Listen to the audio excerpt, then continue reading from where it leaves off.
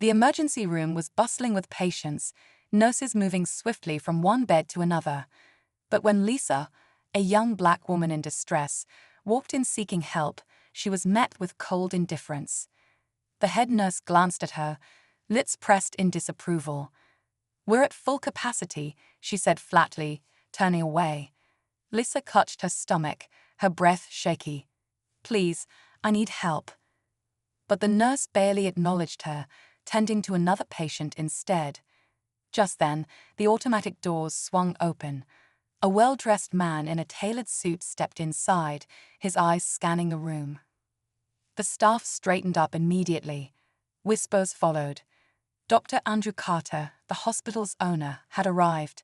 His gaze landed on Lisa, his expression shifting instantly. "What's going on here?" His voice was firm. The nurse paled. Lisa looked up in surprise. She had no idea that the man who'd just walked in was her only hope. Lisa's heart pounded as Dr. Carter's sharp gaze shifted from her to the nurse. The woman, who had just dismissed her like she was invisible, now stood frozen. "She said there's no room," Lisa muttered, still gripping her stomach. Dr. Carter's jaw tightened. He turned to the nurse, his voice calm but firm. "Is that true?" The nurse hesitated, eyes darting around as if searching for an escape. "We're overwhelmed tonight, sir. I was just about to." "Stop," he cut her off. His tone carried authority, but there was something else, something deeper. He looked at Lisa, then back at the nurse. "Tell me the truth. Did you refuse her care?" Lisa watched the nurse's face turn red. Why was he so invested? She didn't know this man. But something about the way he stood, the way he looked at her with concern, made her feel like there was more to this than she understood. The nurse fumbled for words, but Dr. Carter didn't wait for an answer. He turned to another staff member. "Get a wheelchair and take her to exam room 3. Now." The urgency in his voice sent the staff scrambling. Within seconds, a young nurse rolled a wheelchair over, and Lisa was carefully helped into it. Her body ached, but her mind was racing even faster. Why was this man so determined to help her? As she was wheeled down the hallway, the head nurse stood frozen, watching in silence. Dr. Carter lingered for a moment before following Lisa, his expression unreadable. Once inside the exam room, Lisa finally found her voice. Why are you doing this?" she asked. Dr. Carter sighed, running a hand through his neatly combed hair. "Because you deserve to be treated with care." And because he hesitated, his eyes filled with something Lisa couldn't quite place. "I've seen this happen before." Lisa's breath caught. "What do you mean?" He didn't answer right away. Instead, he checked her vitals, his movements precise but careful. "Years ago," he finally said, "someone I loved was denied help. And I swore it would never happen again." His voice was low, carrying weight Lisa didn't yet understand. Before she could ask more, the door creaked open. The head nurse stood there, her expression a mix of nervousness and defiance. "Sir," she started, but Dr. Carter cut her off with a single glance. "I'll deal with you later." His voice was calm, but there was no mistaking the finality in it. The nurse's lips pressed together before she turned and walked away, but Lisa could see it. There was more to this story, and somehow she was now in the middle of it. Lisa's chest tightened as she processed Dr. Carter's words. Someone he loved had been denied help, just like her. She wanted to ask more, but the weight of exhaustion pressed down on her. Her body was weak, but her mind was racing. Dr. Carter checked her pulse, his touch light but sure. "You're dehydrated, and your blood pressure is low. We need to get fluids in you immediately." He turned to a nurse who had stepped in quietly, handing her instructions. Lisa noticed how different this nurse was from the one before, gentle, attentive, moving with care. But the moment was short-lived. Suddenly, the door burst open. A man in a dark suit stormed in, his expression thunderous. "Andrew, what is this?" His voice was sharp. Lisa flinched. Dr. Carter didn't even turn. "What does it look like?" he replied coolly. The man's eyes flicked to Lisa, then back to Dr. Carter. "We don't need trouble here." Lisa felt a chill run through her. Trouble? Was that how they saw her? Dr. Carter finally turned, his expression hard. Trouble is when someone walks into our hospital needing help and gets ignored. The tension in the room thickened. The man, clearly someone with power, took a slow breath. "You know how things work here, Andrew." Lisa saw something flicker in Dr. Carter's eyes. Anger, maybe even defiance. "Not anymore," he said. The man let out a humorless laugh. "You don't get to decide that." He stepped closer, lowering his voice. "You know the board won't like this." Dr. Carter held his ground. "Let them come to me." Lisa's heart pounded. She didn't fully understand what was happening, but one thing was clear. This wasn't just about her anymore.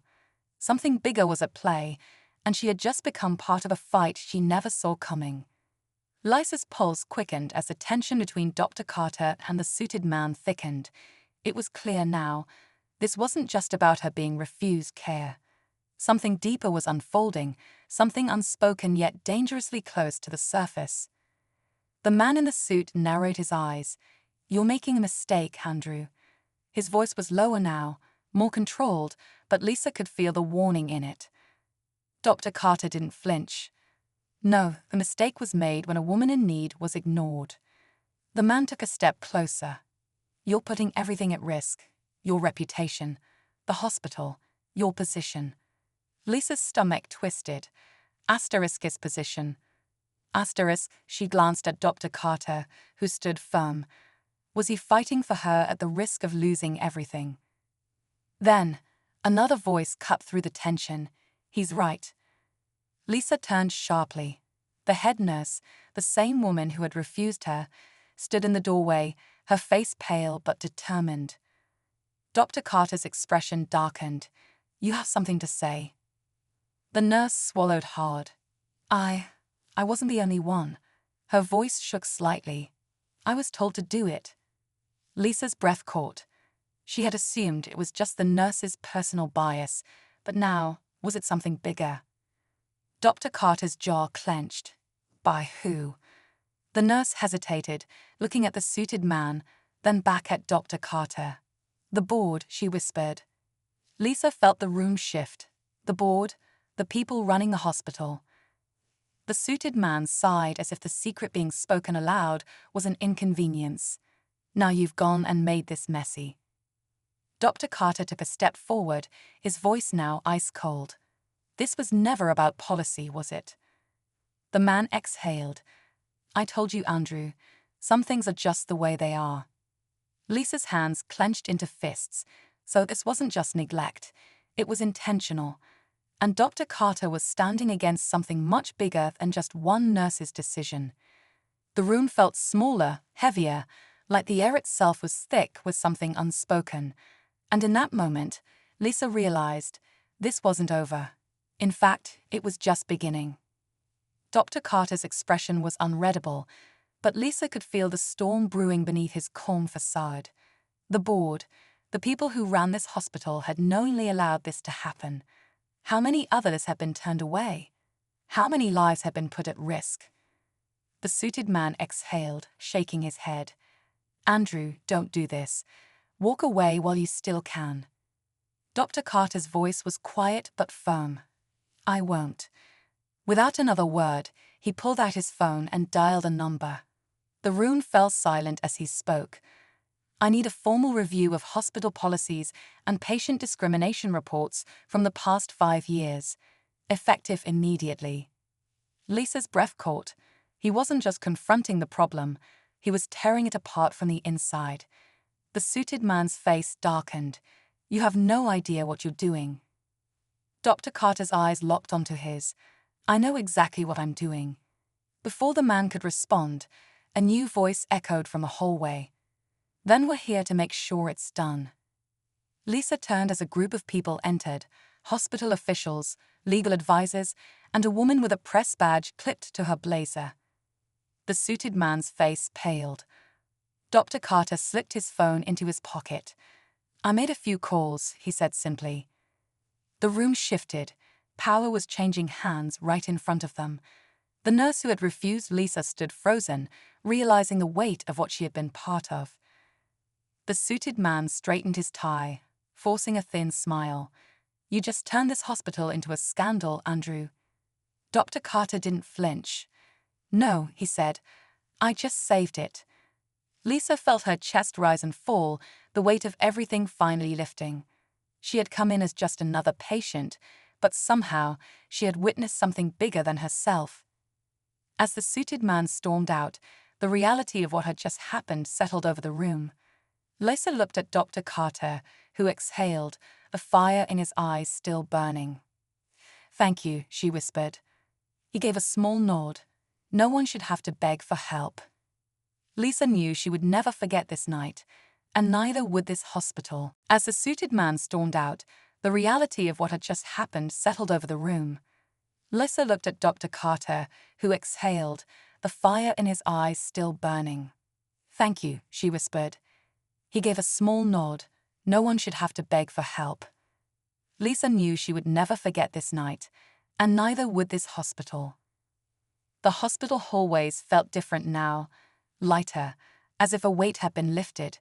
Lisa sat on the hospital bed, an IV in her arm, finally receiving the care she had been denied.